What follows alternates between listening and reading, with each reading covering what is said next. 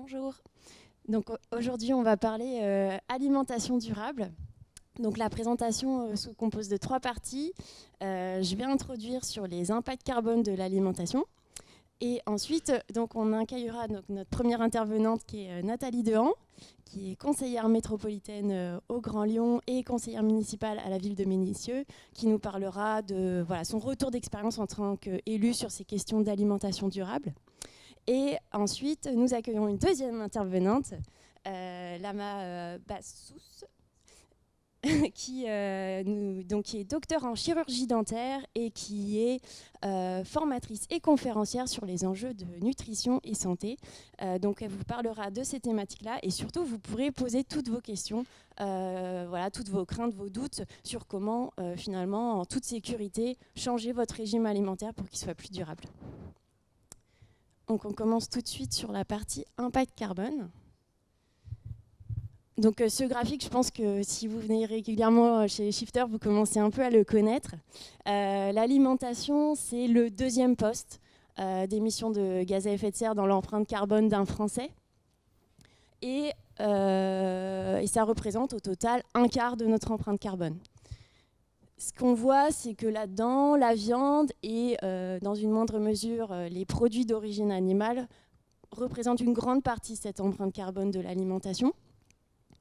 Ce qui est aussi intéressant, c'est que ce poste-là, contrairement aux autres postes d'émission, c'est peut-être celui où on a le plus de leviers facilement activables à l'échelle individuelle, puisque finalement, il n'y a rien qui financièrement ou structurellement vous empêche chacun de changer votre régime alimentaire. Il y a sûrement des obstacles, il y en a beaucoup, mais ils ne sont pas majeurs comme, je ne sais pas, rénover son appartement ou déménager pour être plus proche de son travail. Voilà. Ce sont finalement des actes qui sont à votre échelle et donc c'est pour ça qu'aujourd'hui on va en parler spécifiquement.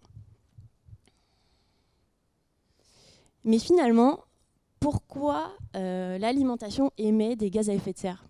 Est-ce que vous savez quels gaz sont émis par ce secteur-là? Oui. Le méthane, oui. Le protoxyde d'azote, exactement. Et il en manque un. Le CO2. Donc effectivement, donc, ces 3 gaz sont les principaux gaz à effet de serre de l'alimentation. Alors pourquoi? Qu'est-ce qu'il y a derrière? Alors sur le protoxyde d'azote, donc 42% des émissions directes, c'est en fait la dégradation des intrants qu'on va épandre sur les champs. Donc par exemple les engrais ou les déjections animales qui va produire ce gaz qui est hautement contributeur au réchauffement. On a le CO2 qui est issu tout simplement des engins, des machines qu'on va utiliser pour produire l'alimentation ou la transformer, et aussi qui est utilisé pour la production des intrants, donc par exemple les engrais qu'on va mettre dans les champs. Et le troisième gaz que vous avez à gauche, c'est donc le méthane. Alors lui, sa spécificité, c'est qu'il provient majoritairement, parce qu'il y a aussi d'autres sources, mais très majoritairement, de ce qu'on appelle la fermentation entérique. Donc ça vient du fait que les ruminants ont un système gastrique différent du nôtre, en 2 parties, qui va émettre du coup du méthane. Et c'est ça qui fait que les ruminants ont un impact carbone qui est plus élevé que d'autres types d'animaux d'élevage.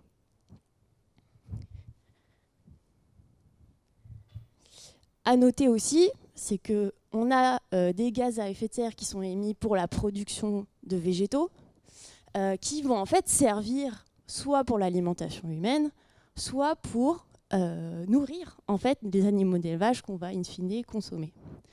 Donc on a aussi un emboîtement des causes d'émissions de gaz à effet de serre. Là, on vous a mis des ordres de grandeur. C'est quelque chose qui est assez difficile à calculer. Il y a pas mal d'études qui sortent des chiffres assez différents. Mais si on regarde en moyenne, ça va de 4 à 30 calories végétales nécessaires pour produire une calorie animale.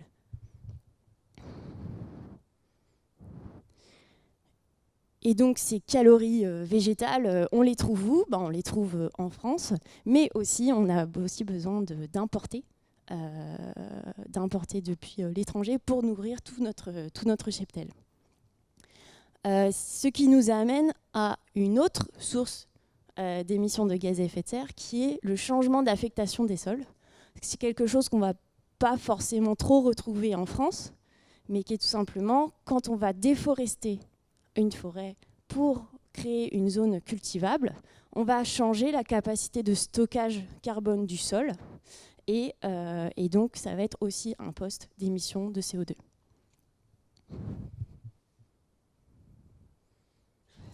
Donc, une fois qu'on a à peu près bien compris le constat, les sources d'émissions, et qu'on souhaite donc se mettre dans une démarche de réduction de l'impact carbone de son alimentation, il est nécessaire d'avoir bien en tête les bons ordres de grandeur, de comprendre là où véritablement il y a un enjeu à éviter certains aliments et en favoriser d'autres. Donc ce graphique-là, je ne sais pas si vous le connaissez, parce que généralement, quand on présente ce type d'impact carbone des aliments, on présente ça par kilo, par exemple. Ici, l'intérêt de ce graphique, c'est qu'il est par calories. Donc vous allez vraiment voir l'impact carbone de ce qui vous nourrit. Et donc on va retrouver vraiment deux grosses catégories. En haut, tout ce qui est produits d'origine animale, viande, poisson, laitage, avec finalement une empreinte carbone qui est très élevée. Et en bas, tout ce qui est en vert, produits végétaux, qui pour les mêmes calories ont une empreinte carbone qui est beaucoup plus limitée. Si ces aliments ne vous parlent pas, vous pouvez aller faire votre propre simulation sur le site qui s'appelle Our World in Data. Et vous pouvez choisir quel aliment vous voulez comparer avec quel aliment et faire votre propre graphique. Donc pour les shifters qui aiment beaucoup les graphiques, n'hésitez pas à vous amuser.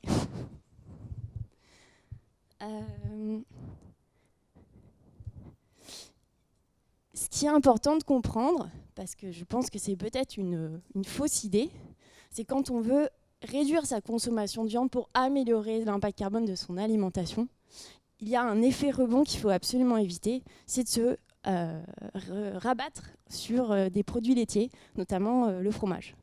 Donc vous pouvez décider de continuer à manger du fromage, mais l'idée c'est de au moins éviter d'augmenter votre consommation de fromage à l'occasion d'une réduction de consommation de viande. Parce que malheureusement, cela aura un effet très limité, voire nul, sur votre empreinte carbone. Au contraire, vous pouvez privilégier des aliments qui sont d'origine végétale. Et donc pour vous aider dans cette transition, je vous ai mis une petite recette du parmesan vegan. Donc pour ça, vous utilisez des noisettes ou tout autre oléagineux, donc il y a un produit gras, c'est ça qui va faire qu'à la fin, votre plat il sera bon. De la levure maltée qui donnera le petit goût fromage et du sel. Et finalement, vous vous retrouvez avec un parmesan entre guillemets qui a un impact carbone bien plus faible qu'un fromage.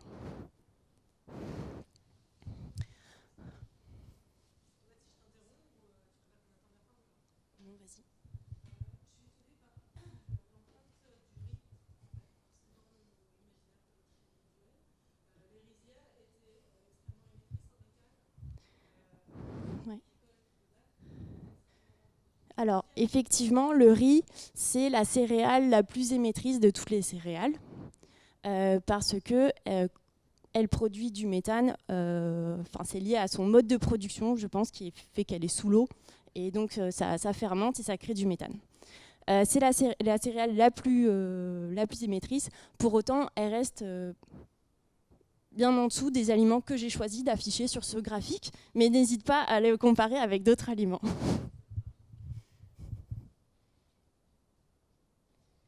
Une autre idée reçue peut-être importante, c'est de dire moi je mange de la viande, mais finalement je mange local et c'est ça qui a un effet intéressant sur mon empreinte carbone. Alors oui, c'est intéressant de manger local, néanmoins je pense qu'il faut relativiser cette affirmation. Ici, vous avez l'empreinte carbone de l'alimentation en France, donc je ne parle plus uniquement de juste l'agriculture, mais l'ensemble de l'alimentation, du champ jusqu'à l'assiette. ce qu'on voit, c'est que le processus agricole, donc l'agriculture en elle-même, représente 67% des émissions. Donc là-dedans, on a tout ce qu'on a vu tout à l'heure, la production des intrants, l'énergie pour les tracteurs, les engrais, le méthane issu des ruminants et du riz. Et donc le reste, on a une bonne partie qui concerne le transport, mais finalement, on voit que proportionnellement, c'est quand même une part qui est beaucoup plus négligeable.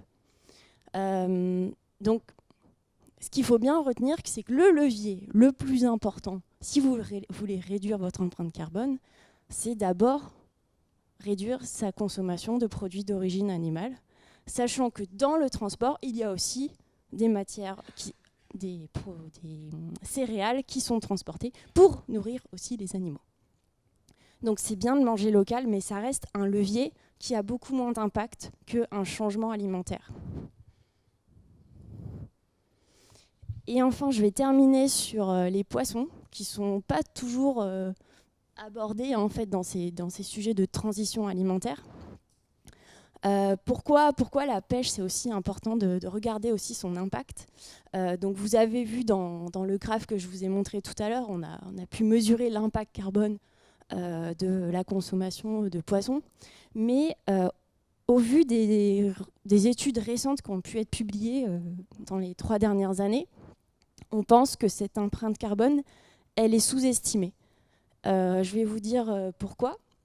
C'est lié en fait au mode de pêche qui est utilisé principalement pour la pêche hors élevage, qui est le chalut profond. Donc le chalut profond, comment ça fonctionne? On a un filet qui va être tiré par un chalut et qui va en fait racler le sol. En faisant ça, le filet va perturber le fond marin et les sédiments qui étaient sur le fond marin et qui jouent en fait ce rôle de puits de carbone, qui ont stocké des carbones et qui étaient censés le stocker pour des millions d'années, vont en fait libérer ce carbone dans l'océan.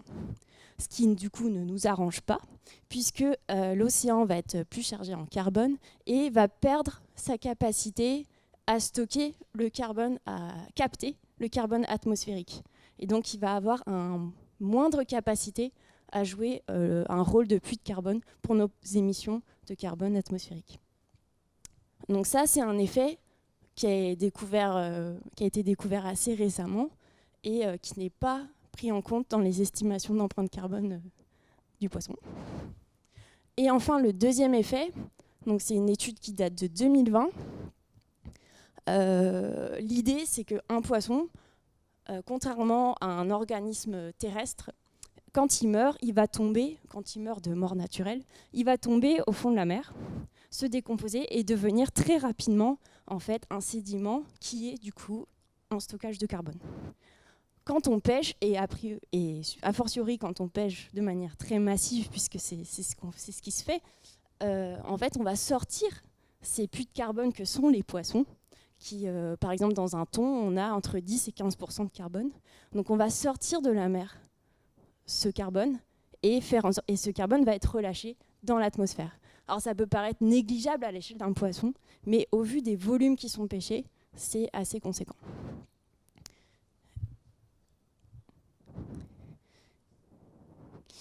Alors ici c'est un peu pixelisé, mais je vous ai mis une capture d'écran du PTEF avec les objectifs de transformation de l'alimentation en termes de production et du coup derrière de consommation alimentaire. Donc, suite à cette introduction sur l'impact carbone, je vais laisser la main à Nathalie Devant.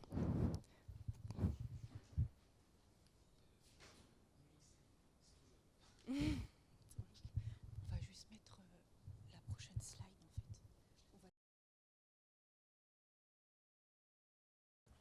Merci beaucoup. Avec cette présentation très claire et très synthétique, je prends le relais. En premier, merci beaucoup pour l'invitation. Merci à Nicolas Barla qui m'a invité plus spécifiquement. Je suis vraiment très heureuse d'être avec vous ce soir. Je vais être extrêmement concise. Je n'ai pas préparé de jolis slides, mais il y a des liens qui vous seront donnés de toute façon. Et puis évidemment, vous pourrez vérifier ce que j'ai dit. Je me présente rapidement pour que vous sachiez d'où je parle. Je ne suis pas venue à ces questions par les questions du climat, même si elles m'ont très vite intéressée, mais par une prise de conscience par rapport à la souffrance animale. Donc j'ai eu une prise de conscience il y a 12 ans. Et j'ai très vite essayé de réfléchir, une fois que je m'étais mise, moi, raccord par rapport à mes valeurs qui avaient toujours été les miennes, en fait, et que je n'appliquais pas, par rapport à mon propre régime alimentaire. Une fois que moi, je me suis mise en ordre de bataille, en quelque sorte, j'ai très vite essayé de réfléchir au niveau politique, c'est-à-dire quelle société je voulais dans un lien beaucoup plus juste vis-à-vis des animaux. Et j'ai très vite essayé de réfléchir au niveau politique. Je me suis rapprochée de groupes politiques qui me ressemblaient. Je suis une cofondatrice du Parti animaliste et j'ai toujours réfléchi à ces questions-là, c'est-à-dire à l'échelle de la société. Même si c'est très intéressant de voir quel impact individuel on peut avoir. Moi, c'était mon point de vue d'essayer de réfléchir globalement. Et ce dont j'avais toujours rêvé a fini par arriver, c'est-à-dire que en 2020, j'ai été élue avec la majorité à la métropole de Lyon, avec Nicolas Barla, et avec donc on est le groupe majoritaire de la majorité. Et c'est très, très important pourquoi je dis ça, parce que ça fait toute la différence entre est-ce qu'on peut appliquer une politique ou pas. On peut protester tout ce qu'on veut quand on est dans l'opposition. Si on n'a pas un peu de pouvoir, c'est plus compliqué d'appliquer les choses. Et aussi, je fais partie de la majorité dans la ville de Vénissieux, dans un petit groupe qui fait partie de la grande majorité. Dans la métropole de Lyon, j'ai eu une mission conditions animales où je me suis intéressée à 3 types d'animaux: les animaux d'élevage, les animaux sauvages captifs et les animaux de compagnie, les animaux domestiques de compagnie. Pourquoi je vous dis ça ?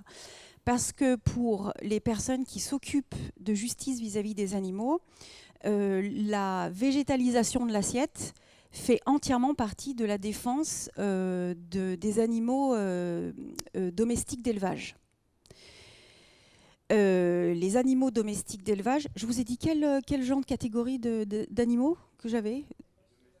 Élevage, sauvage captif et domestique de compagnie. Merci. Élevage domestique, puisque les deux sont domestiques, qu'ils soient d'élevage ou de compagnie. En fait, pourquoi on dit que ça protège les animaux d'élevage, le fait de végétaliser l'assiette? Parce qu'on va réduire la pression sur le cheptel. Quand on veut réduire le cheptel, on réduit les cadences infernales dans les transports et dans les abattoirs, notamment. Voilà.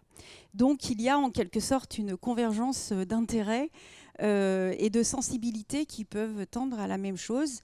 Donc peut-être que ce que je vais vous dire va vous parler pour d'autres raisons, et c'est très bien, parce que le résultat des courses pour les gens qui veulent plus de justice pour les animaux, c'est pas qu'on dise j'adore les animaux avec un manteau de fourrure et la bouche pleine de foie gras, c'est de dire éventuellement je n'aime pas les animaux, j'en veux pas, j'en ai peur, par contre je voudrais qu'on ait un rapport social un peu plus juste vis-à-vis d'eux. Et tout est OK en fait. Une fois que j'ai été élue, j'ai voulu appliquer certaines choses. Déjà, je me suis formée pendant ces 12 ans. On est élu depuis 3 ans. Donc, je m'étais formée depuis 9 ans sur ces questions-là de conditions animales, de façon globale. Mais j'ai ressenti le besoin, alors que j'allais porter un discours de réduction de la consommation de produits animaux, j'ai ressenti le besoin d'aller voir ce que disait le consensus scientifique. Puisqu'en premier, ne pas nuire. En premier, est-ce que cette alimentation est bonne pour la santé ? Et moi, je ne suis pas une professionnelle de la santé, mais il y a quelque chose qui s'appelle un diplôme universitaire sur les alimentations végétariennes qui s'est ouvert il y a 2 ans maintenant, 3 ans, 2-3 ans, On a fait partie de la première promo, le docteur Lama Basbou et moi-même, qui s'est ouvert à l'université de la Sorbonne, à la faculté de médecine, qui accueillait principalement des professionnels de la santé, mais qui s'est ouvert aussi à 2-3 personnes qui voulaient porter un discours qui se base sur le consensus scientifique. Il ne s'agit pas d'entraîner des personnes dans un régime alimentaire insuffisant ou voilà, pas correct, alors qu'on veut sauver des animaux. Non, ce n'était pas le propos.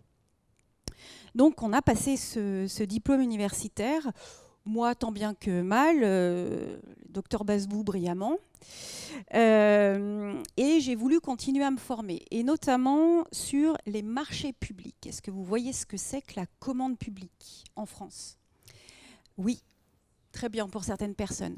C'est 10% du PIB, 10% de l'économie française viennent des marchés publics, c'est-à-dire de la commande des collectivités, c'est-à-dire des mairies, des métropoles, des régions, etc., de l'État, etc. Donc on a là un levier incroyable par rapport à la réduction d'émissions de gaz à effet de serre, puisqu'on vient de voir que la nourriture et en fait vraiment partie, est un poste, le deuxième poste. On a des marchés publics qui concernent par exemple la cantine des écoles, la cantine des collèges, la cantine des lycées et des universités. Donc on a un marché public qui est un puissant levier pour réduire nos émissions de gaz à effet de serre.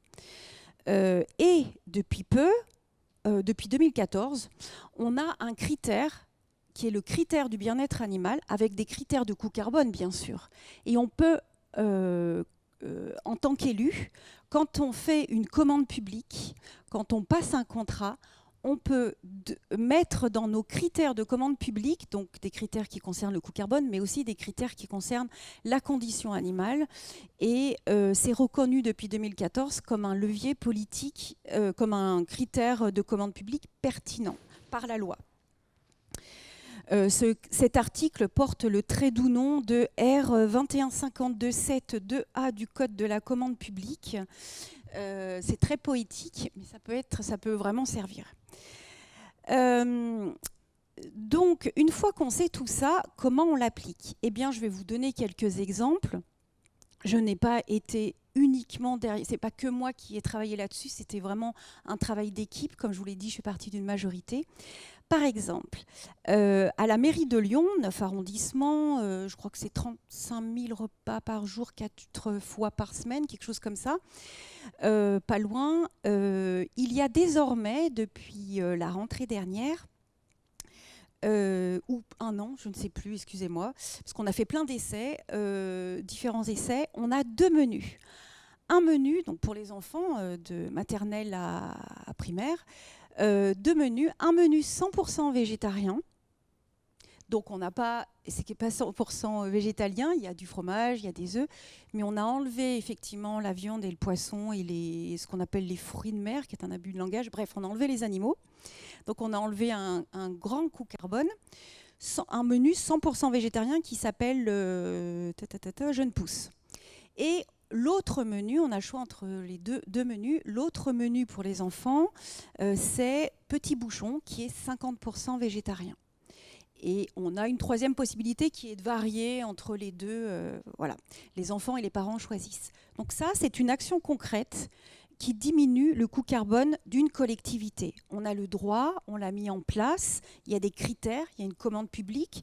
Tout ça, c'est fait de façon extrêmement posée, légale, et aussi avec des différents essais et aussi avec des diététiciennes évidemment pour avoir des menus validés par tout le monde. Les enfants ont goûté, les enfants ont validé, on a choisi aussi avec eux. Et merci beaucoup à la ville de Lyon. Oui, une question ? On parle que des écoles du coup là.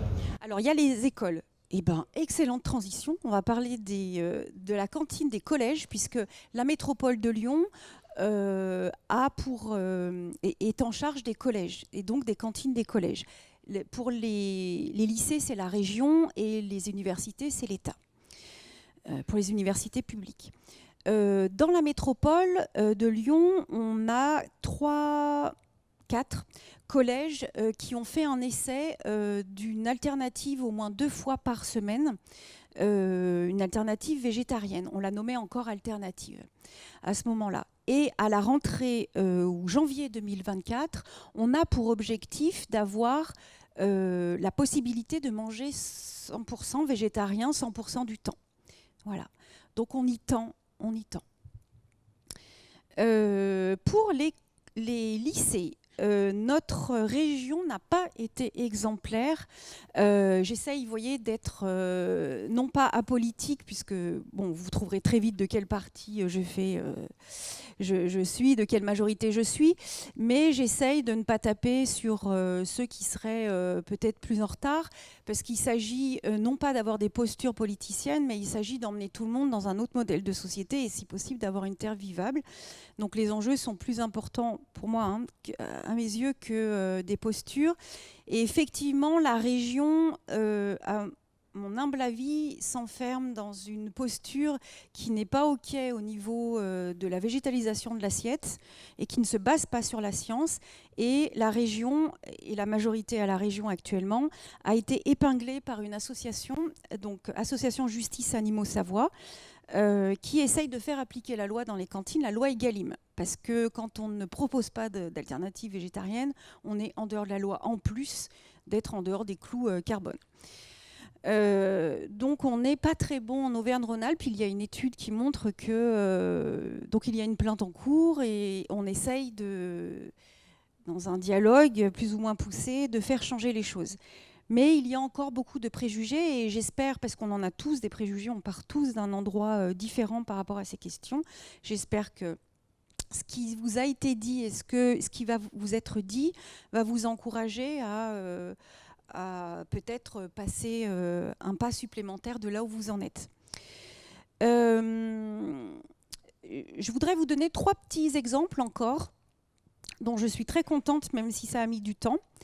Je suppose qu'en étant shifter, vous connaissez peut-être les ALEC qu'il y a dans chaque département, qui sont les agences locales pour l'énergie et le climat.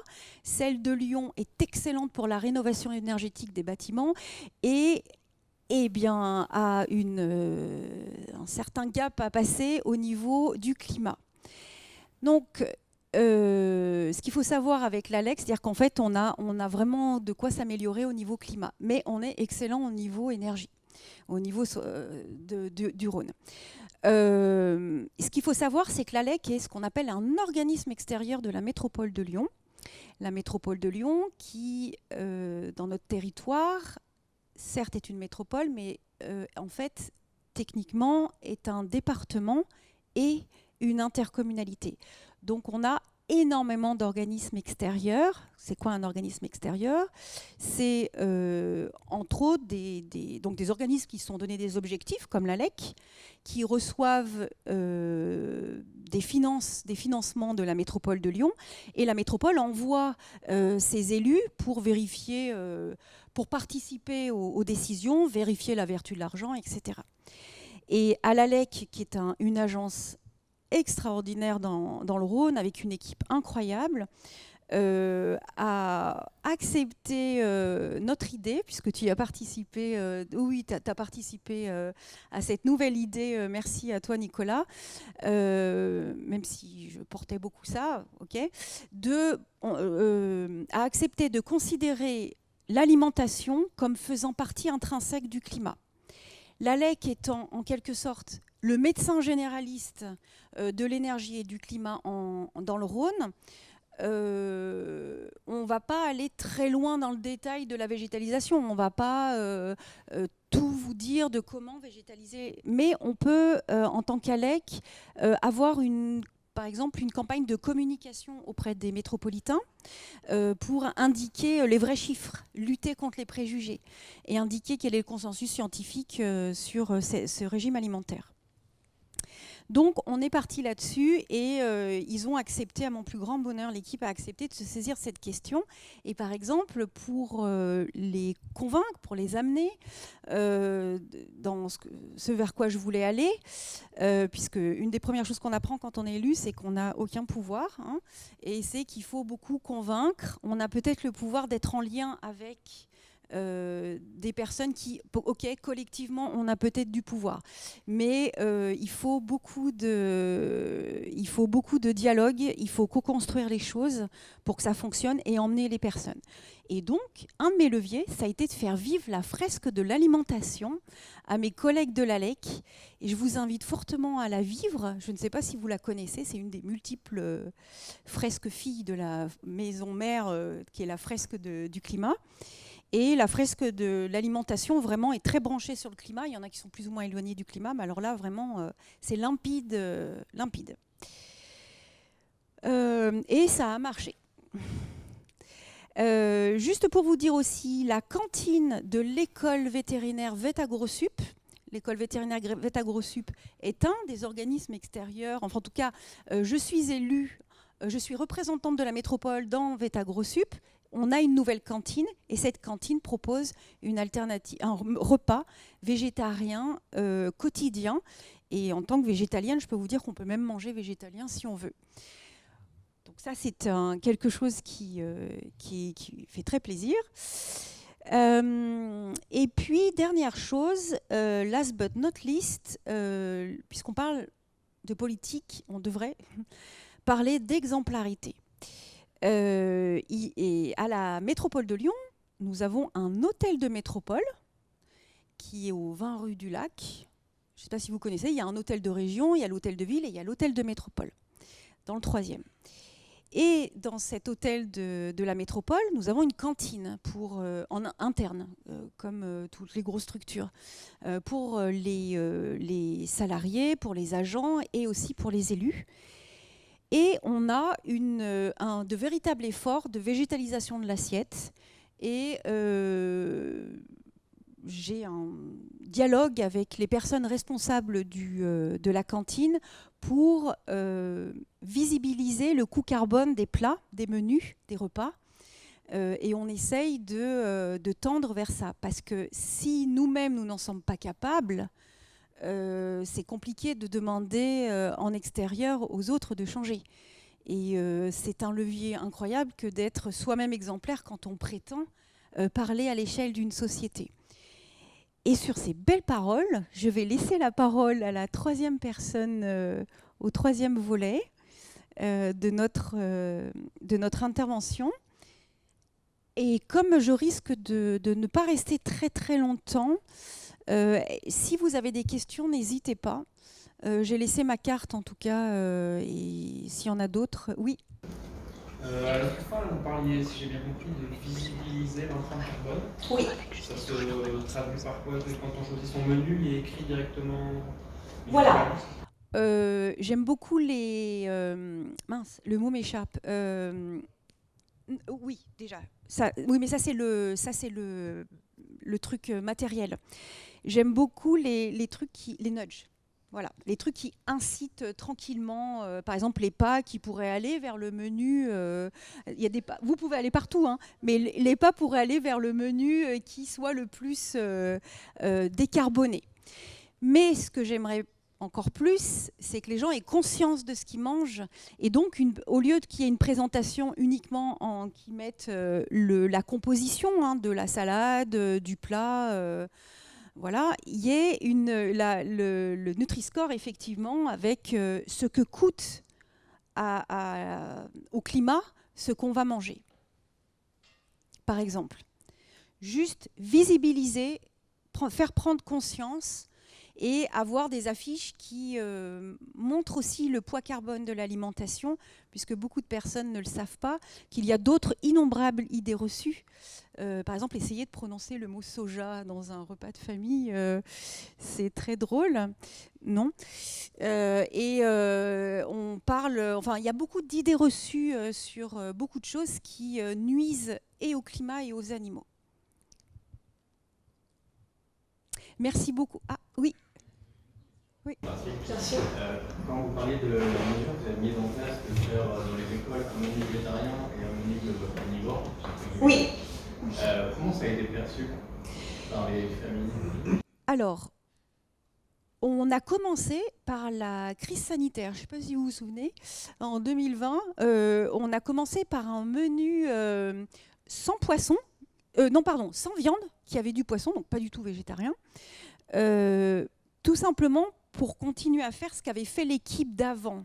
Hein, pour des raisons, alors là, de menu unique pour aller très vite, pour essayer d'avoir le moins de gaspillage possible. Et on avait bien repéré que c'était la viande qui était la plus gaspillée.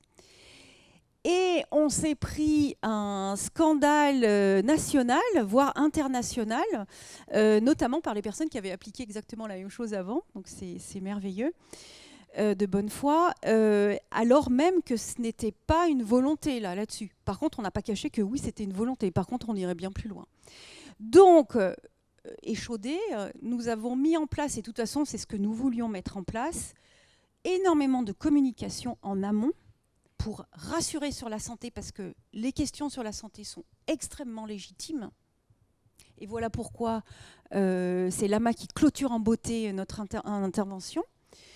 Et on a fait participer les parents et les enfants qui ont choisi, il y a eu, on a essayé, je vais faire un tout petit peu de politique, le mot du maire qui veut avoir une ville à hauteur d'enfant, c'était vraiment d'avoir une assiette colorée, qui fasse envie, une assiette gourmande, où il y ait le moins... Alors, il n'y avait pas que la végétalisation de l'assiette, même si pour moi, c'était le truc un peu star, mais il y avait la lutte contre le gaspillage, la beauté de l'assiette. On a construit les menus, s'il vous plaît, avec des toques blanches lyonnaises. On a construit les menus avec des cuisiniers... voilà, qui savent beaucoup mieux cuisiner que moi, par exemple. Ça fait envie, voilà. En fait, c'était ça un peu la clé, rassurer, faire envie, ne pas aller trop vite. Oui. Ma question, c'était un choix du coup de décider si on prenait le menu petit pouce ou... C'est un choix. Et vous avez la proportion de qui a... Oui, un tiers. C'est-à-dire, un tiers des personnes ont décidé de manger 50% végétarien ou 50% pas végétarien, ça dépend ce qu'ils veulent. Un tiers a décidé de manger 100% végétarien et un tiers alterne, souvent pour éviter la viande. Voilà. Donc on a... voilà, c'est à peu près les proportions. Oui, tu voulais qu'on aille rapidement, c'est ça, Alice? Ouais. Ah, pardon. C'est ça. Oui, il y avait eu une main levée. Non, plus. Oui. J'avais une question sur la préparation des repas. Est-ce qu'elle est effectuée en cuisine centrale ou dans les écoles Est-ce qu'on peut juste répéter la question d'un micro pour que ce soit... Ah oui, pardon. Est-ce qu'on a une cuisine centrale? Ah mince, je me souviens plus à Lyon. Où sont préparés.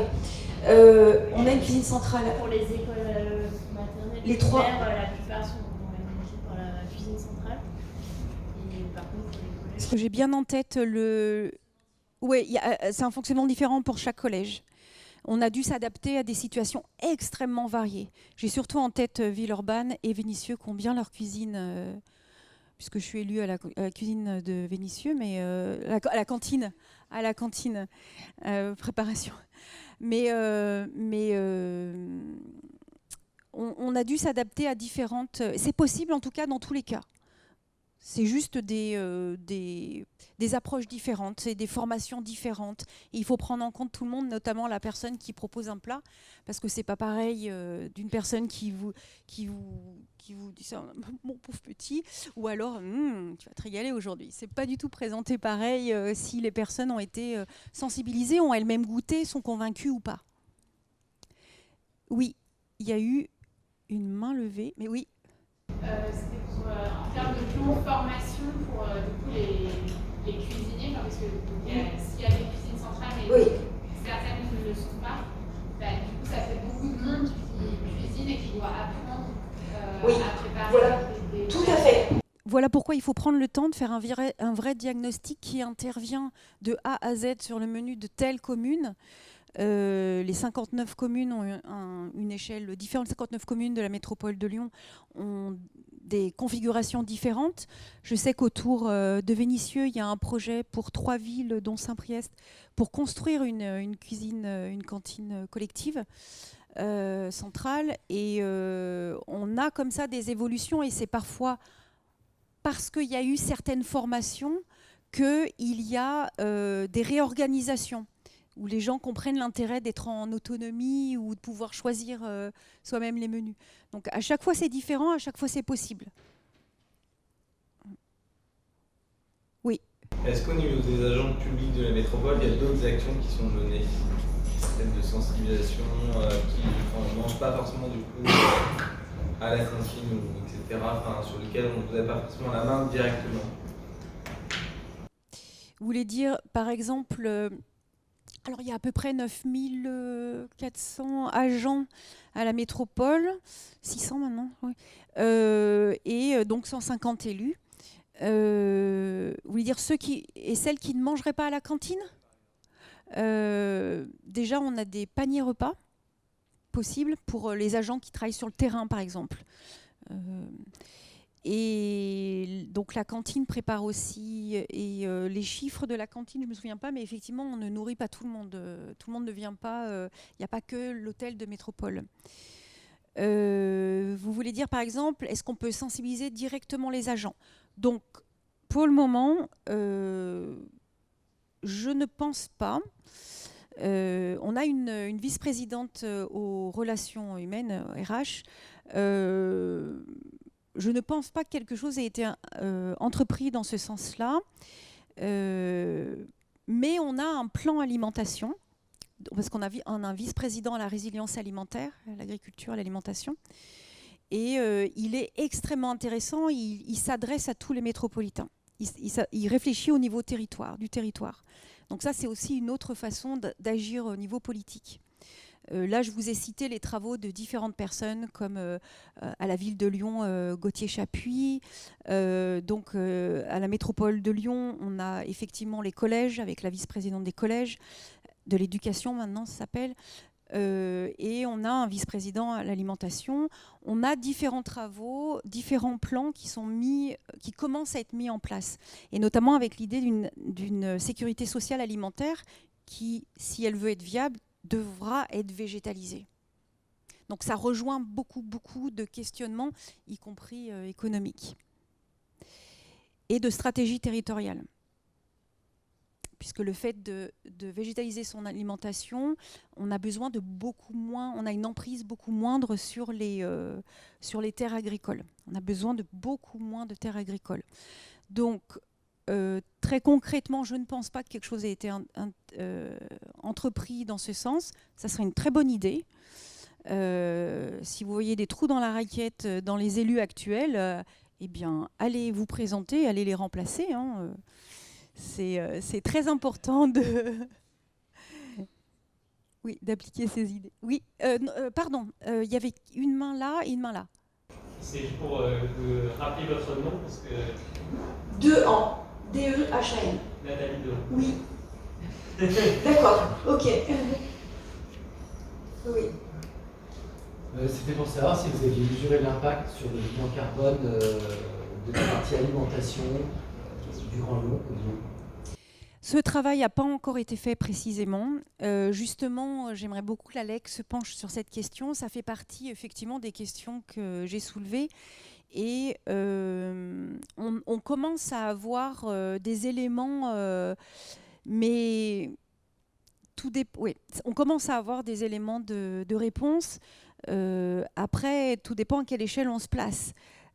Puisque, par exemple, si on veut calculer le poids carbone de l'alimentation des métropolitains, c'est-à-dire 1,4 million d'habitants. Ah, pardon. Je voulais dire de la responsabilité de votre institution. Le coût carbone de l'alimentation ou à la cantine de l'hôtel de métropole.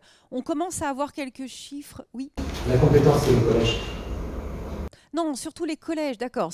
Pardon, excusez-moi, j'ai mis du temps à arriver. Collèges et les cantines, en général, ce qui relève directement de la responsabilité et de la compétence de la métropole de Lyon. Eh bien, c'est une excellente question. On commence à avoir des éléments de réponse, mais non, on n'a pas encore le chiffre. Oui. Mais c'est un excellent axe de travail, je trouve, pour l'ALEC. Oui, qui va déléguer à l'ALEC, mais... Question un peu politique, vous avez beaucoup cité de communes qui sont plutôt du même bord que la métropole, plutôt sur un pan de l'échiquier politique, il y a beaucoup de communes qui sont d'un autre bord de Oui. sur le territoire de la métropole. Est-ce que le travail que vous avez mené à la métropole et dans les communes que vous avez citées, vous avez réussi à engager des discussions avec des équipes municipales avec lesquelles vous auriez moins été parlé initialement? On a des collèges partout dans toutes les communes. Les discussions et le rapport de confiance sont encore à bâtir. Donc c'est encore un sujet qui clive beaucoup. Ouh là. Oui. Et pour des raisons irrationnelles. Enfin, vraiment, quoi, on a beau avancer les chiffres, les études, on a des réactions parfois qui ne sont pas rationnelles. Oui, c'est dommage que ça soit que ça clive, que ça soit utilisé politiquement. Moi, en ce qui concerne les animaux, par exemple, j'essaye toujours de ne jamais d'avoir de posture politicienne là-dessus pour ne pas faire perdre les animaux. Pour pas qu'il y ait un camp. Moi, je pense que c'est la question du climat, tout le monde devrait s'en emparer. Alors la réalité politique est un petit peu différente. J'ai quand même de l'espoir que les choses arrivent, et c'est justement parce qu'il y aura de l'exemplarité dans nos menus, dans nos événements en interne, et notamment dans les repas du Conseil de la Métropole que vous pouvez voir en direct. Les conseils de métropole sont diffusés en direct. Il y a des replays aussi. Ouais. On nous offre un repas à midi les 2 jours, quand ça dure 2 jours, la journée, quand ça dure la journée. On a instauré un changement. On propose souvent, avec des petites exceptions, mi-végétarien, mi-végétalien. Ça a été un sujet de discussion. Bon, voilà, ça avance. J'espère que ça avance. Peut-être une question, est-ce que vous avez été embêté par des lobbies industriels de la viande ou pas? Au niveau local, la seule chose dont je me souviens, c'est en 2020, quand notre opposition a appelé les agriculteurs, hein, s'il vous plaît, à marcher avec à rouler avec leur tracteur plein de fumier. Hein, tracteur plein de fumier sur la route, hein, l'autoroute, et à venir faire quoi, on ne sait pas, devant l'hôtel de ville de Lyon.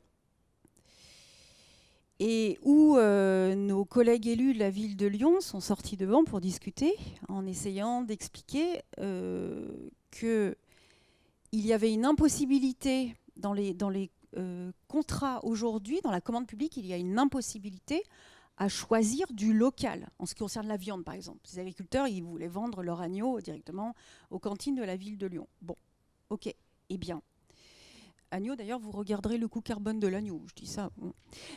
Mais en tout cas, ils voulaient vendre au local. Ok, sauf qu'on n'a pas le droit. On n'a pas le droit. Mais on peut demander tel ou tel label qu'ils ont. Bien. Sauf que quand c'est local, cette viande-là locale est beaucoup plus chère que si on achète n'importe quoi à l'autre bout de la planète, hélas. Bon.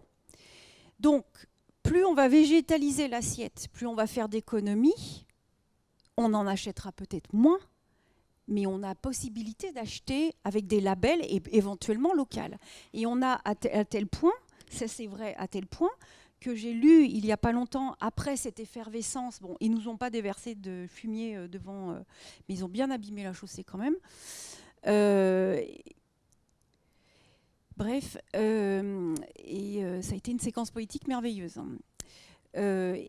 Mais ce que je voulais dire, c'est que ça a tellement changé depuis, on est tellement dans une autre configuration, on a tellement réussi à faire comprendre ce qu'on était en train de faire avec les cantines, parce qu'on les invitait aux discussions, bien sûr, que je dis en fait c'est notre équipe et surtout Gauthier Chapuis, l'élu Gauthier Chapuis, qu'il n'y a pas longtemps je voyais un reportage d'un élu, d'un paysan pardon, qui expliquait que lui il n'avait pas de problème et qu'il était en contrat avec la ville de Lyon et que ça lui permettait de voir venir. Et aujourd'hui, il y a une vraie problématique pour soutenir les paysans, nos paysans. Voilà.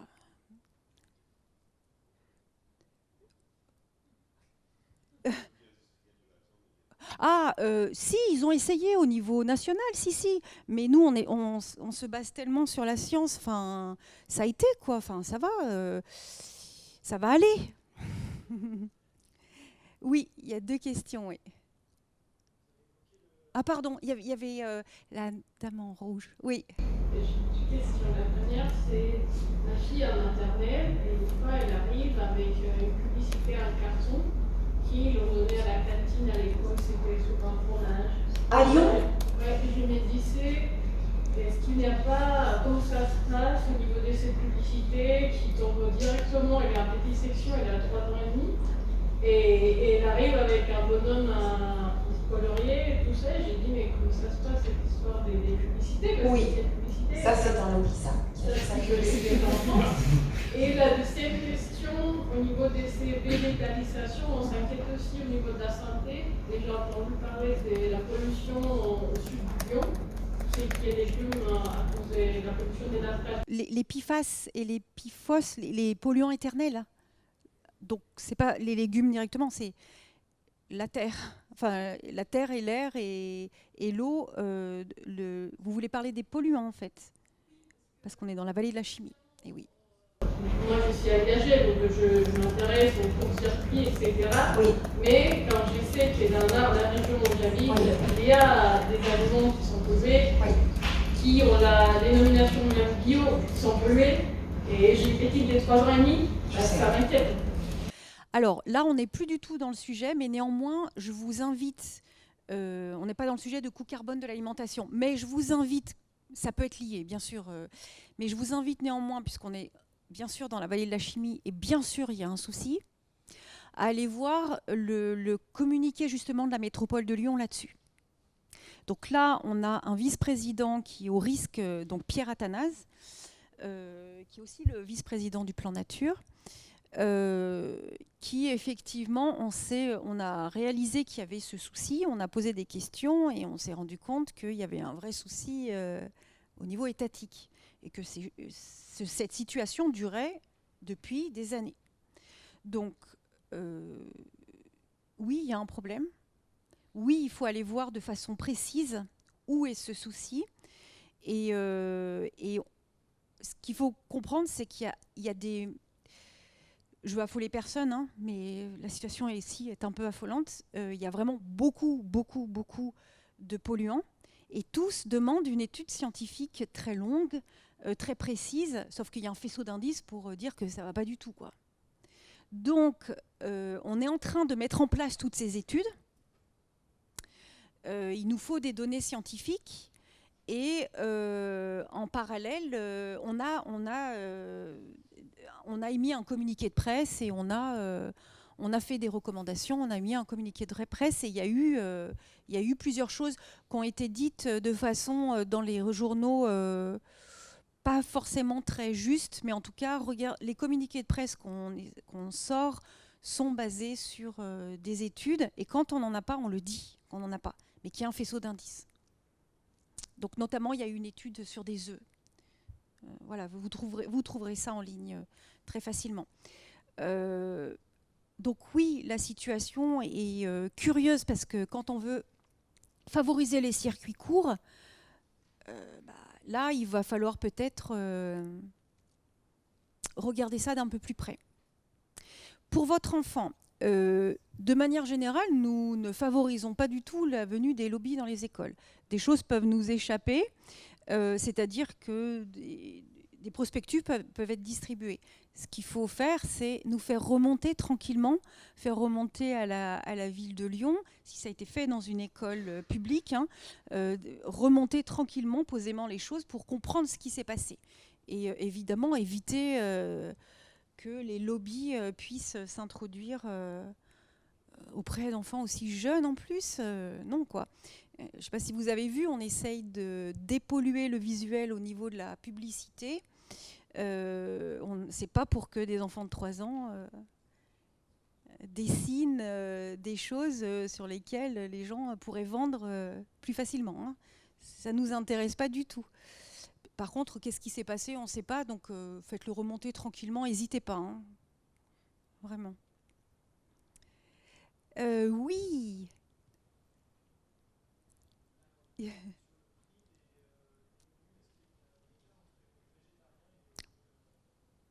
On a essayé de faire ça à coût constant et il n'y a pas... pour moi, il n'y a pas d'écart. Par contre, je ne suis pas allée vérifier. Pour moi, il n'y a pas d'écart. Pour moi, c'était évident qu'il n'y avait pas d'écart et qu'on ne faisait pas de différence et que c'était, en fait, on proposait ces menus, quoi. Et parce que les menus dépendent du quotient familial, en fait. Pas du tout... enfin, on subventionne énormément. C'est pas... donc, je vous inviterai à aller vérifier parce que cette question, précisément, je ne suis pas allée la vérifier puisqu'elle était évidente pour moi. Mais il faut se méfier des évidences. Vous avez raison. Oui. Est-ce qu'il y a un lien qui est fait entre la végétalisation de l'assiette et la végétalisation de l'espace? En particulier sur les jardins comestibles, est-ce qu'il y a des choses, est-ce qu'il y a des villes qui mettent en place des actions de type jardin comestible? Est-ce qu'il y a des choses qui sont... Alors, votre question, c'est est-ce qu'il y a un lien entre la végétalisation de l'espace et la végétalisation des assiettes, et notamment à travers des initiatives comme les incroyables comestibles ou les jardins comestibles. Je vous invite à aller voir le plan nature de la métropole de Lyon et notamment comment l'appliquent les 9 arrondissements de la ville de Lyon. Parce qu'effectivement, je crois qu'il y a un verger par arrondissement, voire un verger par an par arrondissement. Il me semble. Donc là, on végétalise avec des arbres nourriciers, ce qui peut-être se révélera plus précieux qu'on ne pense. Et notamment, on a une aide au niveau, quand je dis on, c'est la métropole a une aide concrètement toutes les communes, pas seulement les 9 arrondissements de la ville de Lyon, hein, les 59 communes, donc y compris Lyon, à végétaliser, mais aussi les propriétés, alors pas les propriétés privées, mais qu'on appelle ça là, les regroupements d'immeubles. Les copropriétés, je vais y arriver. Les copropriétés, quand elles ont l'espace, on finance aussi en partie. Et je crois que quand on met un verger, des arbres nourriciers, on a 10 ou 20% de plus d'aide financière. Donc il y a un effort, effectivement. Mais oui, effectivement, ça va tout un peu dans le même sens, en sachant que plus on végétalise... Végétaliser, c'est pas seulement planter des arbres, hein, et notamment dans des pots, hein, ou même des grands pots. C'est vraiment avoir des arbres de pluie. Là, je parle d'autre chose, pas forcément des arbres nourriciers. Enlever le bitume, les arbres de pluie, c'est ceux qui vont pouvoir autour d'eux vraiment laisser pénétrer la pluie. La pluie aussi, on enlève le bitume et on a une végétalisation plus globale que l'arbre. Voilà. Donc en tout cas, nous, on conjugue ces efforts. Là, ce qui nous occupe, la végétalisation de l'assiette, ça met en œuvre d'autres connaissances que la biodiversité végétale. Ça met en œuvre les connaissances de coût carbone de l'alimentation. Ça met en œuvre le fait de se faire aider par des scientifiques, voire des médecins, des diététiciens, etc., qui peuvent, et diététiciennes qui peuvent nous dire, parce qu'il y a une dimension santé, qui peuvent nous dire que ce régime alimentaire est OK dans le cadre d'une alimentation variée, équilibrée, saine, etc.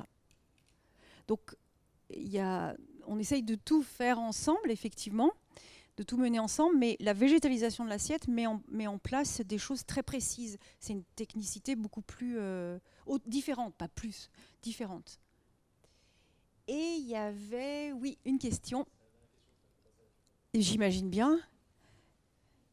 Oui. Alors, moi, j'ai été surpris de ne pas entendre le terme biologique. On ne parle pas trop de l'agriculture biologique depuis le début de la soirée. Alors, c'est une question qui est plus large. Oui. La première partie. Alors, même le thème a été un peu changé, parce qu'au départ c'était plus les régimes alimentaires dans leur globalité. Vous avez parlé d'Egalim à un moment donné, vous avez parlé de... Mais je trouve que, et c'est une remarque générale, pas seulement ce soir, j'ai du mal aujourd'hui à avoir une idée claire de la position des shifters et des outils en général sur l'agriculture biologique versus l'agriculture conventionnelle. Et je conçois que la végétalisation est importante, mais aujourd'hui je trouve qu'on ne s'occupe pas de la typologie de l'agriculture et notamment des externalités, la qualité des sols, la pollution. Je comprends. Là, le thème... Même si la métro est soutient énormément la... Absolument. Je vous ai parlé du point de vue de la végétalisation de l'assiette. Je n'ai pas dit tout ce qu'on faisait sur le bio, le local, la lutte contre le gaspillage alimentaire, etc. Je vous laisserai découvrir tout ce qu'il y a autour de ça, ou ce qu'il y a aussi. Nous avons choisi toutes les trois, parce que c'est vraiment ce qui nous occupe aussi dans notre vie, la végétalisation de l'assiette, parce que, alors là, je parle pour moi, je ne parle ni pour les shifters, et je laisserai mes collègues compléter. C'est l'angle mort de l'alimentation aujourd'hui.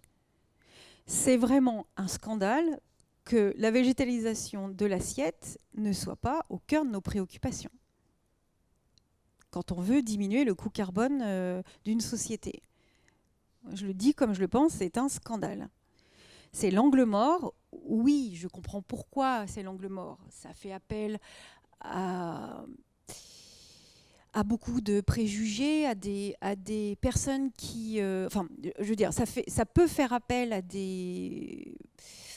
Enfin, ça peut réveiller des peurs. On pense aussi... oui, des préjugés, non, des préjugés. On pense aussi que c'est quelque chose de personnel, l'alimentation.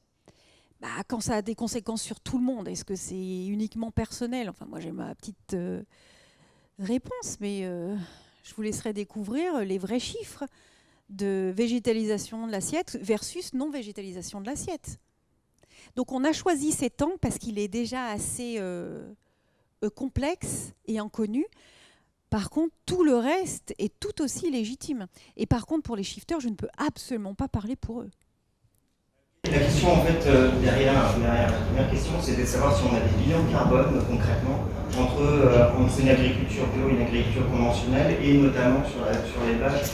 Est-ce que finalement, un bœuf en agriculture bio va générer autant d'émissions de gaz à effet de serre ? Je crois. Alors, ça, je ne pense pas que ça soit que les chiffres soient hyper significatifs. La différence n'est pas hyper significative. Hein. Ouais. L'agriculture bio par rapport à l'agriculture conventionnelle, ça ne change pas grand-chose. C'est ce qu'on nous apprend dans l'atelier d'automne. Sur le climat. Voilà. Après, je ne sais pas si quelqu'un un haut gradé parmi le groupe local veut répondre. L'entrée du shift et des shifters sur les sujets sociétaux, quels qu'ils soient, c'est soit l'énergie, soit le climat. J'ai bien dit l'entrée.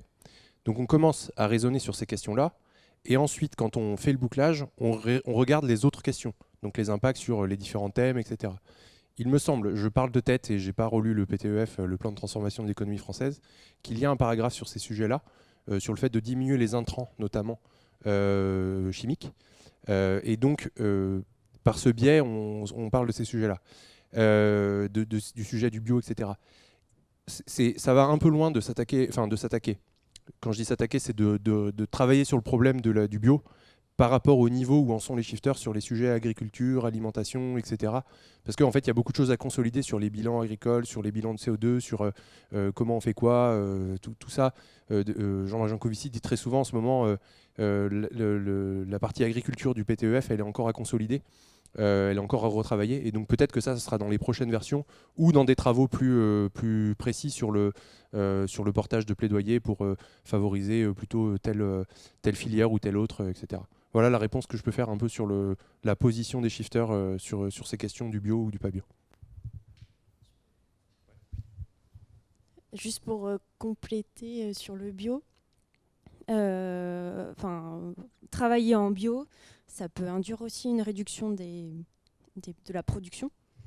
Et donc si on ne veut pas par ailleurs étendre plus les surfaces qui sont agricoles et donc engendrer un changement d'utilisation des surfaces du sol vers un mode qui stocke moins de carbone, donc en gros déforester, ça veut dire que manger bio, c'est bien, mais ça veut dire surtout que pour que ça marche, il faut qu'on mange moins de viande. Donc en fait, les deux sujets sont liés.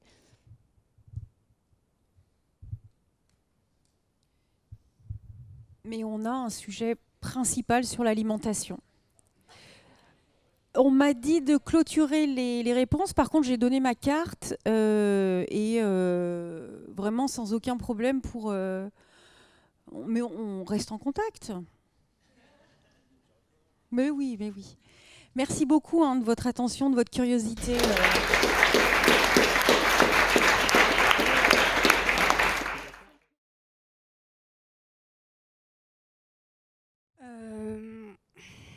Ouais, moi, je vais moins parler de neutralité carbone que de santé, de lien alimentation et santé. Ouais. Je suis Lama Basbous. Je suis docteur en chirurgie dentaire, je crois que ça a été dit. Je suis formatrice surtout en santé-environnement. En fait, après avoir passé 20 ans à faire du curatif, à attendre que les problèmes adviennent, à essayer de soigner les gens, je me suis dit, vu le contexte, que ça serait une bonne idée là d'anticiper un peu plus les soucis, en fait. Voilà.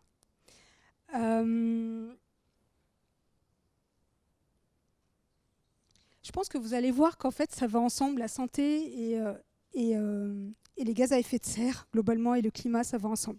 Parce que nos modes de vie occidentaux génèrent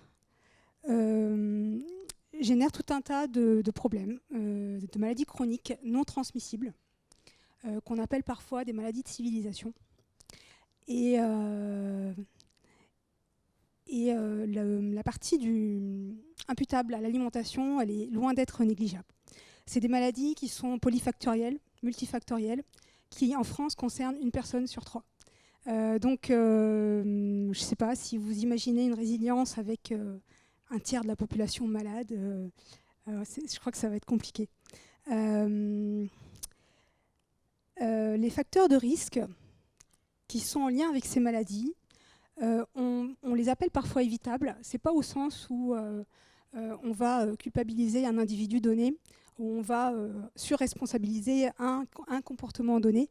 C'est plutôt au sens où, en tant que société, en fait, on a créé ces facteurs de risque. Donc les régimes alimentaires qui sont aujourd'hui déséquilibrés, qui sont riches en polluants, font partie des principaux facteurs de risque, avec le tabac et l'alcool, bien loin devant la sédentarité ou le manque d'activité physique, par exemple. Donc non seulement les produits d'origine animale ont une empreinte carbone qui pèse beaucoup plus sur l'environnement que les autres produits d'origine végétale, mais en plus de ça, ils sont associés à des maladies chroniques et à des décès prématurés. Et vous voyez que la consommation de viande en France, elle continue à augmenter, hein, contrairement à l'intuition qu'on en a parfois.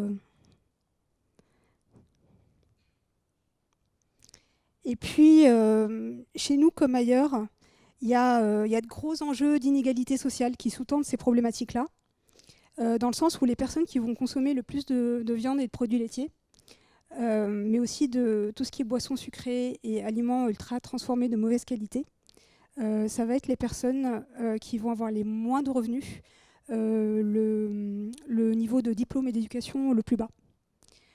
C'est aussi les personnes qui vont consommer le moins de fruits et légumes. C'est aussi les personnes qui vont avoir le plus de maladies chroniques non transmissibles et qui vont avoir une espérance de vie bien réduite par rapport aux autres. Donc oui, ça vraiment c'est une remarque un peu hors sujet, mais finalement c'est compliqué, je trouve, de parler d'écologie sans parler de social. Voire même c'est assez impossible, je trouve. Ce qui veut dire aussi que l'action, il faudra qu'elle se fasse au niveau pas qu'individuel, mais aussi au niveau collectif. on a des données qui sont nombreuses, qui sont robustes pour relier ce qu'on appelle des expositions alimentaires, c'est-à-dire des consommations d'aliments par catégorie, à des événements de santé. Donc ces événements de santé, ça peut être une maladie donnée, ça peut être l'espérance de vie, ou ça peut être, ce que je trouve encore plus intéressant, l'espérance de vie en bonne santé.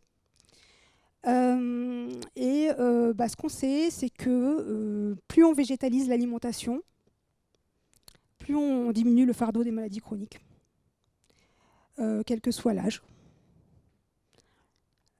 Même si vous voyez que quand on commence tôt, les effets sont plus notables quand même. Mais quand même, il n'y a pas de... C'est un effet dose-réponse, il n'y a pas d'effet seuil. Après, évidemment, ce sont des moyennes statistiques. Voilà, donc ça vaut ce que ça vaut. Et ce qu'on sait aussi... Oui.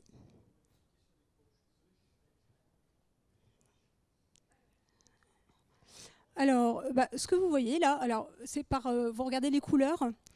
Par exemple, là, sur les deux tableaux à droite, par rapport à un régime classique, ce qu'ils ont fait, ils ont fait des simulations avec un régime optimal et un régime amélioratif qui tient compte de ce qui est réaliste de faire, en fait. Donc, qui n'est pas optimal. C'est entre ce qui est le donné, l'observé actuel et l'optimal. Et donc, vous voyez que vous avez les couleurs là à gauche. Par exemple, tout en haut, vous avez l'ajout de légumineuses. Et donc, plus on va en ajouter à un âge précoce, plus on va avoir un gain en termes d'espérance de vie.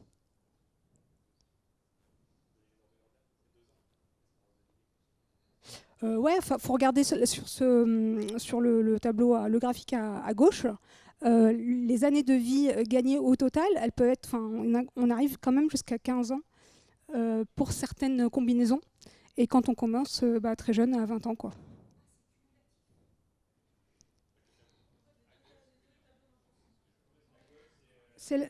C'est la même étude, hein, ouais.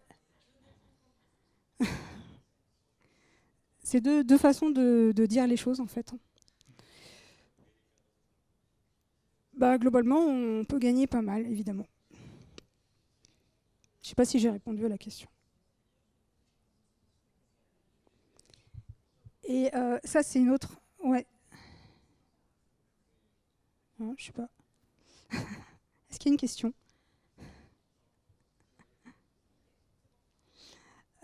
Et ça, c'est une autre étude qui montre que même les plus petits changements, on arrive déjà à mesurer des impacts. Encore une fois, ça vaut ce que ça vaut. Là, ils ont calculé par portion en tenant aussi compte des impacts environnementaux des groupes d'aliments. Et ils ont calculé ça en minutes de vie gagnées ou perdues. Alors, honnêtement, c'est une façon d'avoir quelque chose de visuel. Hein. Je pense qu'il ne faut pas prendre les choses au pied de la lettre. Mais c'est quand même intéressant parce que vous voyez qu'il y a quand même des aliments qui sont gagnants et d'autres qui sont beaucoup plus perdants, quoi. Ouais.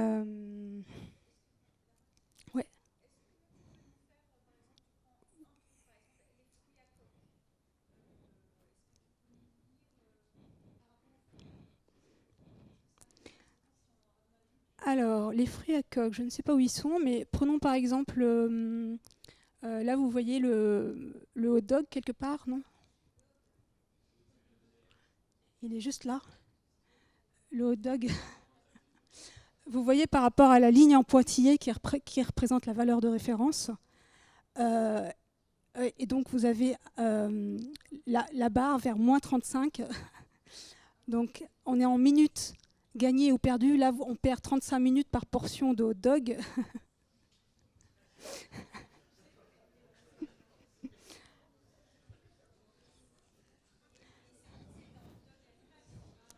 Ouais, en fait, ce qu'on sait, c'est que la viande transformée, c'est ce qui a le plus d'impact en termes de santé.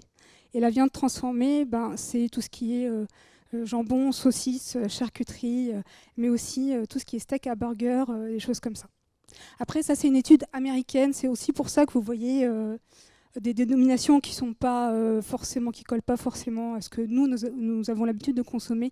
Par exemple, le sandwich beurre de cacahuète et confiture qui consomme beaucoup. Et bizarrement, ça fait gagner des minutes de vie. Donc voilà, à bon entendeur.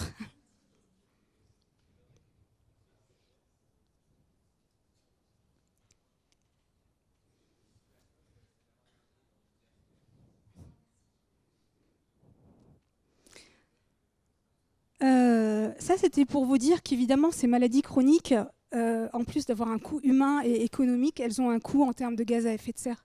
Là, je vous renvoie, je ne reviens pas dessus, hein, mais je vous renvoie au rapport du Shift Project qui considère que le système de santé aujourd'hui en France, ça génère dans les 8, maintenant on parle même plus de 10% des gaz à effet de serre à l'échelle nationale. Et puis évidemment, le système de santé il génère aussi des pollutions, et puis il utilise aussi des ressources qui sont finies. Donc,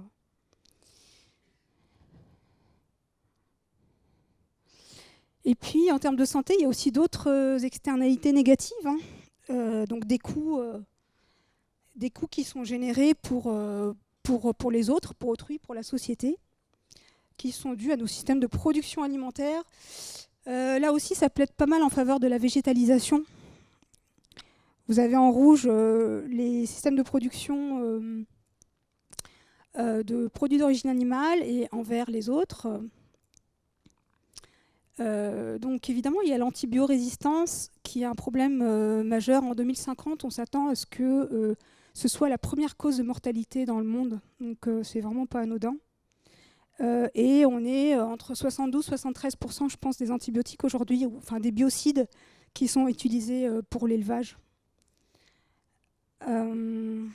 Donc ouais, alors, maintenant on en est même à parler de bactéries pas seulement multirésistantes mais tauto-résistantes. Donc on se retrouve en tant que professionnel de santé vraiment complètement démunis parce qu'on a des bactéries, enfin des pathologies qu'on ne peut plus du tout traiter.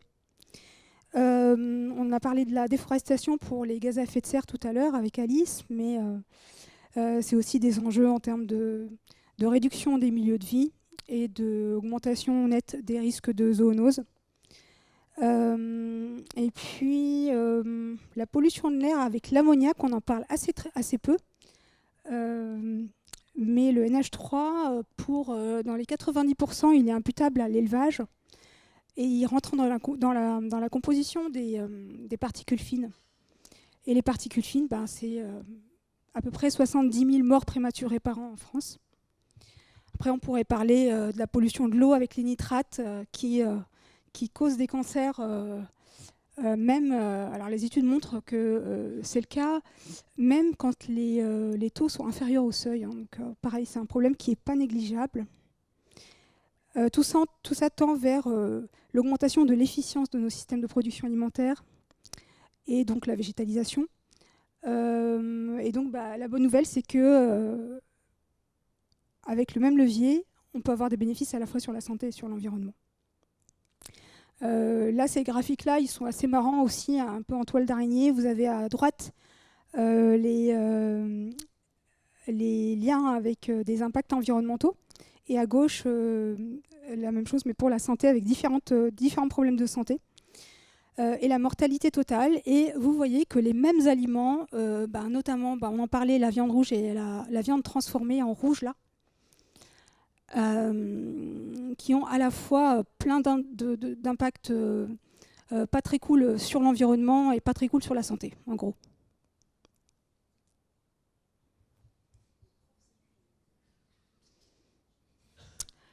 Ouais. Bon, toutes ces raisons-là font que les recommandations pleuvent, hein, enfin, au niveau scientifique, au niveau institutionnel, il n'y a pas photo. Et donc, à la fois pour atteindre les objectifs de l'accord de Paris et pour juste préserver à minima la santé des populations, il y a quand même une vraie convergence sur la question de la végétalisation. Ça me revient là, sur la question tout à l'heure sur le lobbying. Je ne sais pas si vous connaissez, l'année dernière, il y a eu un rapport de Greenpeace qui est sorti. Je vous inviterai peut-être à aller jeter un œil et à regarder un petit peu les budgets des interprofessions de la viande et les comparer avec les budgets du ministère de la Santé pour tout ce qui est promotion de la santé et prévention. Bon, c'est pas foufou. Là, je vais peut-être pas m'étendre, mais si vous avez des questions après, on pourra y revenir. Les pistes, peut-être pour expliquer un petit peu en 2 mots les effets de l'alimentation sur la santé.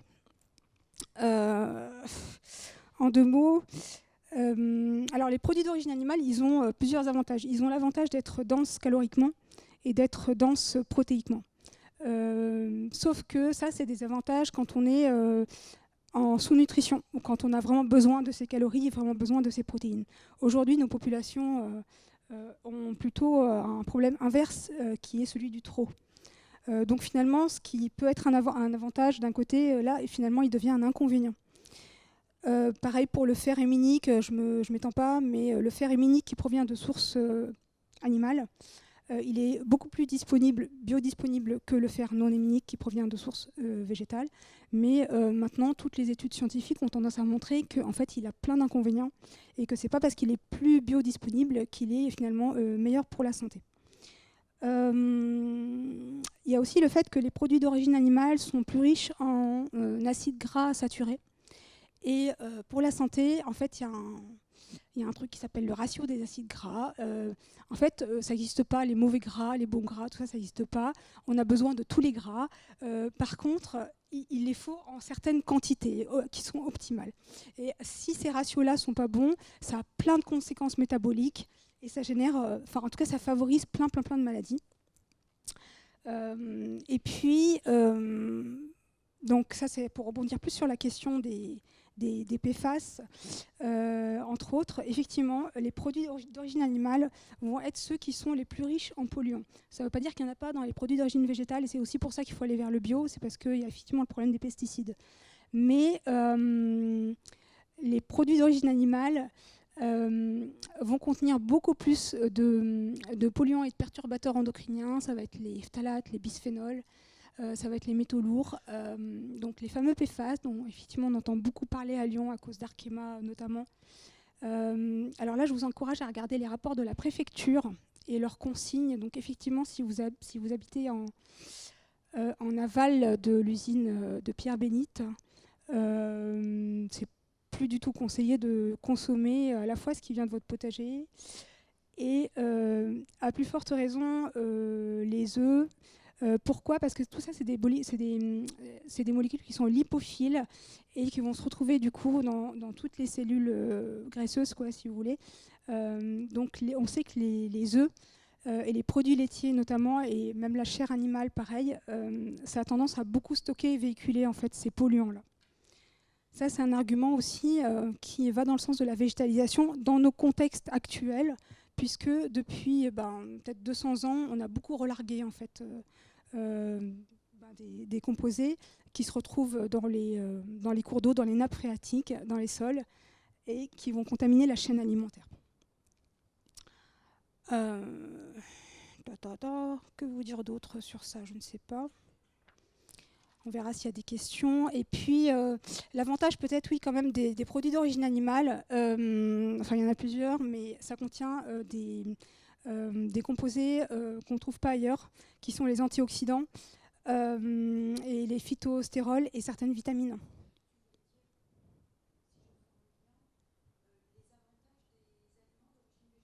Oui. Ouais. Ils contiennent des choses qui n'existent pas ailleurs et dont on a besoin. Parce que, alors, donc pour répondre à la question de cette petite fille, comment faire pour la protéger, surtout que quand on est tout petit, effectivement, on appelle ça des fenêtres d'exposition en santé-environnement, autour de la périnatalité, pour les femmes enceintes, pour les enfants en bas âge, il faut essayer le plus qu'on peut de diminuer les polluants et les perturbateurs endocriniens. Pour ça, on a deux façons de faire et je pense qu'il faut essayer de faire ce qu'on peut à ces deux niveaux-là. C'est que premièrement, on essaie de diminuer les contaminants, effectivement.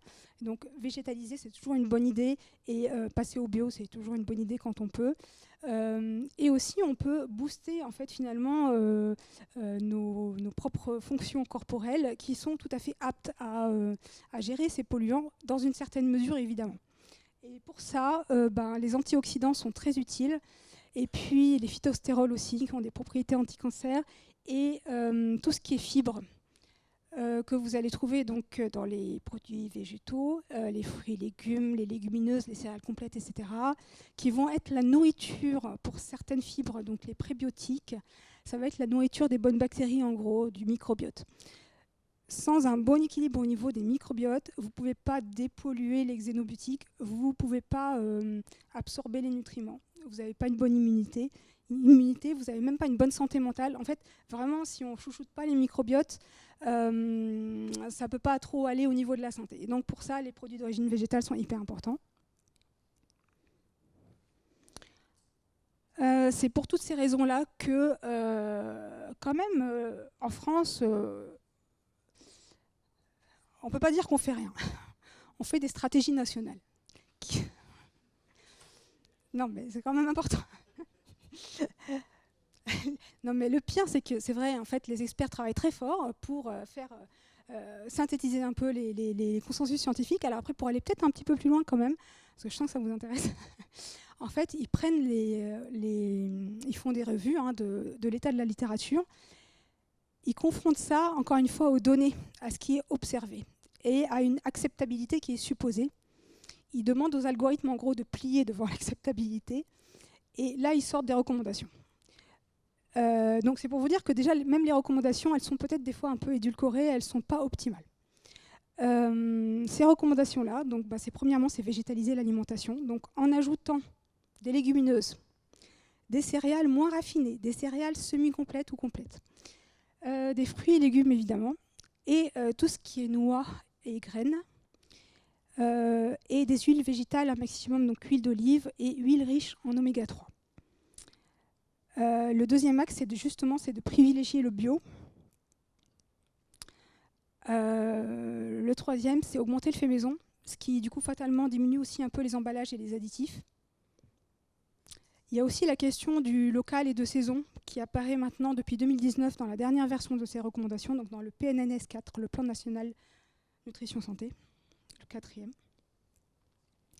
Et ça, je ne sais pas si vous saviez, parce que l'information, je trouve qu'elle a quand même du mal à passer, même y compris au niveau des professionnels de santé. Les produits laitiers, c'est plus 3 par jour, c'est 2 maintenant. Ouais. Pour les adultes, en tout cas. Ouais.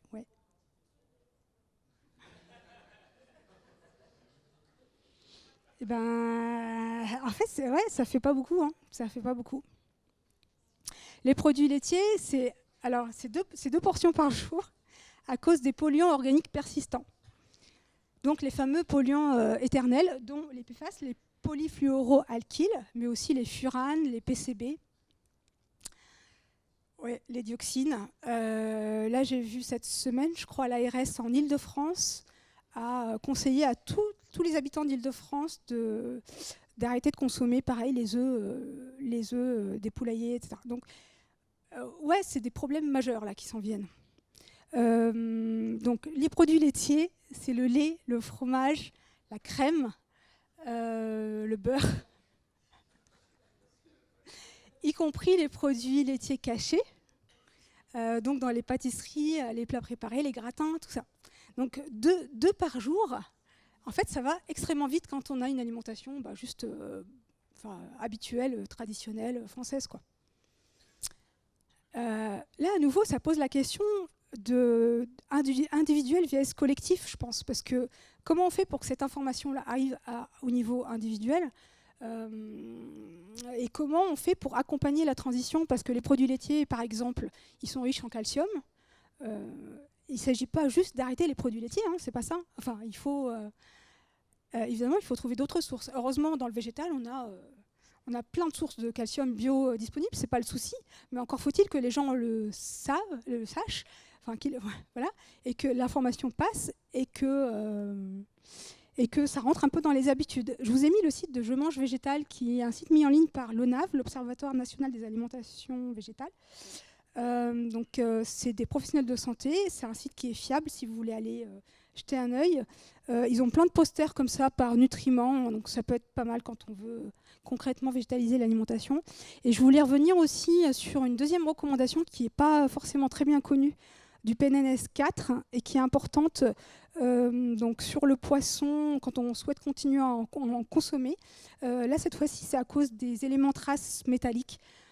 C'est ce qu'on appelle les métaux lourds aussi, et notamment du mercure. On a en France, regardez l'étude Esteban, qui au départ était une étude pour mesurer et évaluer les effets cocktails et des perturbateurs, pas les effets cocktails, pas forcément d'accumuler d'ailleurs, mais de mélanger plusieurs perturbateurs endocriniens, même à petite dose, où on se retrouve avec des effets pas seulement cumulatifs, mais Oui, Esteban a mis en évidence que là maintenant on est à 10%, je pense, des adultes qui ont des seuils en mercure trop élevés, d'où recommandation pour le poisson de limiter la consommation à 2 portions par semaine. De faire attention à varier les espèces, de faire attention à varier les origines, de continuer à consommer un poisson gras par semaine, mais petit. Enfin petit, pas là pour... Parce qu'il y a cette histoire de chaîne alimentaire qui est contaminée, et plus vous allez dans le sens de la... Enfin, les gros poissons qui mangent les petits poissons sont encore plus contaminés que les petits poissons. Donc, si vous en consommez plutôt sardines, harengs, plutôt que saumon et thon, qui sont maintenant complètement déconseillés, pour ces raisons-là. Et là, encore une fois, il va falloir remplacer, je vous parlais tout à l'heure des ratios d'acides gras. Les oméga 3, c'est hyper important pour la santé, donc il va falloir remplacer, trouver des sources végétales d'acides gras, donc des sources végétales riches en oméga 3. Donc là, ça va être les noix de Grenoble, tout simplement, certaines huiles, l'huile de colza, l'huile de chanvre, l'huile de lin, l'huile de cameline, les graines de lin, des choses comme ça. Oui. Ok. Jusqu'où végétaliser, jusqu'où vous voulez en fait, mais à condition de prendre quelques précautions. Sur la question des protéines, je ne vais pas m'étendre, mais en gros, en résumé, il n'y a pas vraiment de problème en population générale. Il va falloir faire attention pour certaines sous-populations bien ciblées. Mais sinon, il n'y a pas de souci, vu que la qualité en termes d'acides aminés, elle est à peu près équivalente et qu'au niveau de la digestibilité, en fait, on sait maintenant qu'il n'y a pas de grosse différence non plus. En revanche, dès lors qu'on végétalise pas mal son alimentation, et vous aurez compris que de toute façon, c'est la recommandation pour tout le monde. Enfin voilà, carbone ou pas carbone, quoi. Donc de toute façon, la vitamine B12, il va falloir supplémenter parce que là, pour le coup, c'est pas du tout présent dans les produits d'origine végétale. Du coup, il y a même la question d'une complémentation, d'une politique publique, quoi, de supplémentation, comme on a fait d'ailleurs pour l'iode depuis 1952. Tout le monde consomme de l'iode dans le sel. Sans forcément faire attention. Donc on va peut-être devoir tendre vers ça, avec là des points de vigilance aussi pour certains publics, y compris quand on mange de la viande. Donc au-delà de 50 ans, on commence à moins bien absorber la vitamine B12. Quand on a des maladies de l'estomac, quand on prend des médicaments pour du diabète ou des antiacides, des choses comme ça, toutes ces personnes-là doivent se supplémenter. Là, pareil, je vous ai mis là la référence. Il y a un article de l'ONAV, l'Observatoire national des alimentations végétales, que vous pouvez aller voir, si ça vous intéresse.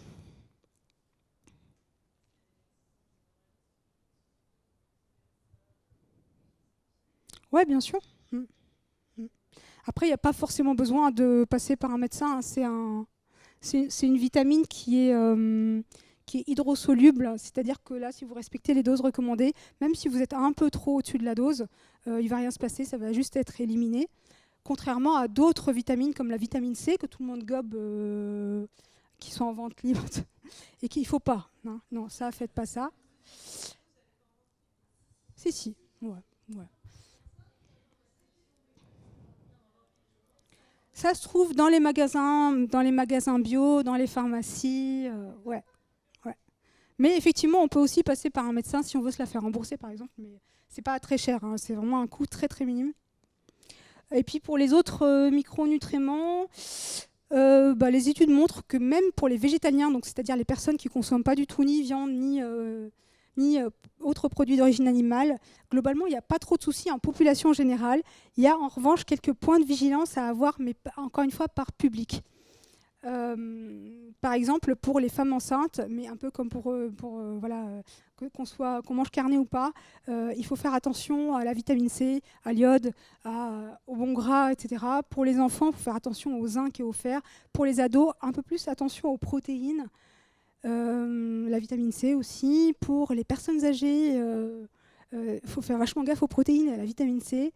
Voilà, enfin, bref, si vous avez des questions un peu plus sur la partie nutrition, je suis toute oui, mais voilà, c'est comme toutes les alimentations, en fait. L'alimentation à dominante végétale, c'est un prérequis pour la santé, mais c'est comme toutes les alimentations. En fait, il faut adapter à